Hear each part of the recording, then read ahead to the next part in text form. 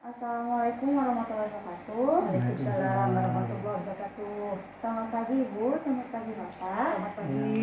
Perkenalkan, saya Anissa Wijaya, mahasiswa profesi dari Poltekkes Jakarta 3. Sebelumnya, sesuai dengan janji kita yang kemarin, hari ini saya akan memberikan penyuluhan tentang diet hipertensi. Waktunya di sini aja ya Bu, Mbak.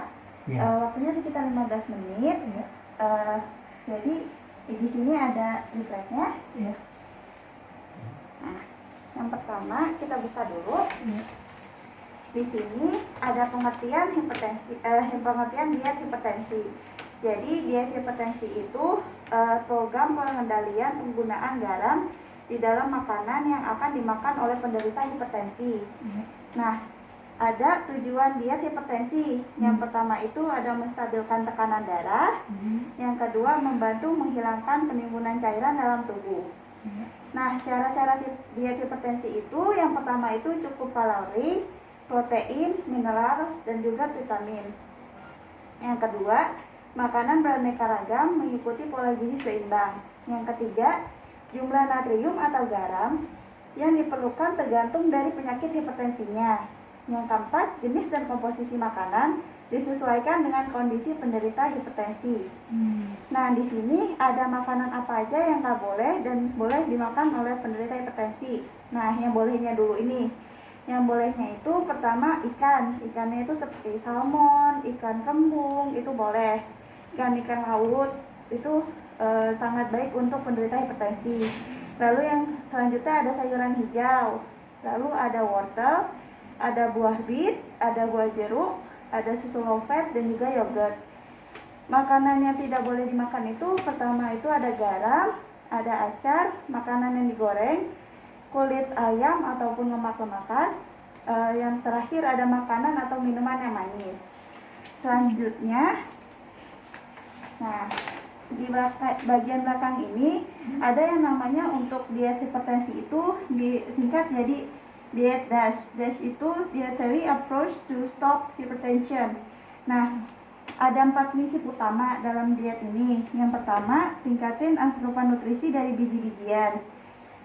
Terus ikan, terus juga unggas, terus kacang-kacangan. Itu baik untuk penderita hipertensi. Lalu selanjutnya ada perbanyak konsumsi buah, sayur, dan juga produk susu rendah lemak. Selanjutnya kurangi garam. Makan makanan yang manis, juga daging-daging yang merah itu kayak daging sapi itu lebih baik dikurangi. Lalu kurangi juga makanan yang tinggi lemak jenuh, kolesterol, dan juga lemak trans. Nah, selain itu porsi tiap jenis makanan juga perlu diperhatikan. Yang pertama itu sayuran minimal 4-5 porsi per hari. Jadi di dalam porsi makan setiap makan kita itu harus ada sayurannya.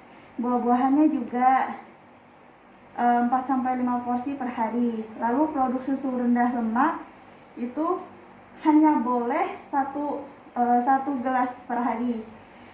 Lalu daging, ayam, dan ikan maksimal 2 porsi sehari. Lalu kacang-kacangan dan biji-bijian 4-5 porsi per minggu. Untuk makanan manis maksimal itu 5 porsi per minggu. Nah, di sini ada contoh diet DASH-nya itu. Bahan makanannya itu yang pertama susu rendah lemak itu bisa satu gelas yang biasa 250 ml. Untuk daging tanpa lemak, unggas, dan juga ikan itu 2 potong daging atau 1 butir putih telur. Selanjutnya untuk kacang-kacangan itu bisa setengah gelas atau 2 sendok makan chia seed itu. Lalu selanjutnya ada lemak dan minyak itu maksimal 1 sendok teh margarin atau 1 sendok teh minyak sayur. Untuk gula dan makanan manis itu 1 sendok makan gula pasir. Garam 1 sendok teh kecil. Nah, sebelumnya ada pertanyaan?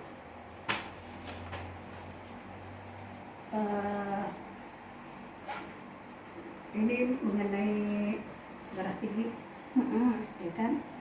Nah, efek dari darah tinggi kalau misalnya kita ada diabetes. apa obatnya setiap harus diminum obat darah tinggi itu? Oh iya, Tetap obatnya? iya tetap harus diminum karena kalau misalnya obat ya apa dia obat darah tinggi itu bisa untuk merilekskan pembuluh darah yang kalau misalnya itu kan jadi kencang gitu. Jadi kalau diminum jadi rileks gitu. Kalau misalnya nggak diminum teratur bisa sewaktu-waktu akan terjadi serangan jantung gitu. Jadi tetap rutin harus diminum ya Iya. obatnya. Mengenai makanannya ada pertanyaan? Kemudian mengenai makanan, ini makanan kadang-kala kan kita juga makan yang dibikin goreng ya, di belado misalnya itu ada minyaknya juga tuh. Nah itu gimana tuh untuk porsinya? Kalau di sini kan hanya boleh satu sendok kecil. satu sendok teh minyak sayur. Kalau bisa untuk yang digoreng-goreng itu diserap dulu pakai yang tisu masak, tisu dapur Penyerap. itu, tisu penyerap itu. Jadi tidak terlalu banyak minyak yang konsumsi gitu. Terus kalau misalnya kita makan ikan, ikan kalau kita misalnya apa ya alergi ikan laut,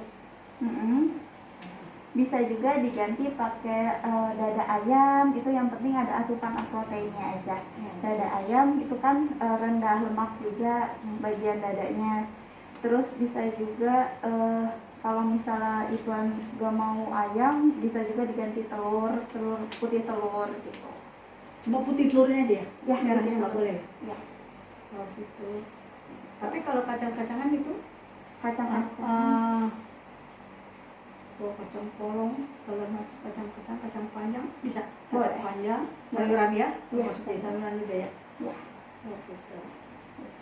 Oke, sudah itu aja sekali. Kalau begitu Pertanyaannya? saya tanya ibu bapak ya buat evaluasi ya. Iya. Sebelumnya tahu tujuan dari diet hipertensi nggak Bu? Tujuan dari diet hipertensi kayaknya tujuan diet ya. Iya, Mungkin jadi- suka buat mengurangi darah tingginya, Ya, hipertensinya bagus. barangkali. Ya. Kemudian juga buat menstabilkan. Oh iya, bagus. Lalu makanan apa aja yang boleh dimakan?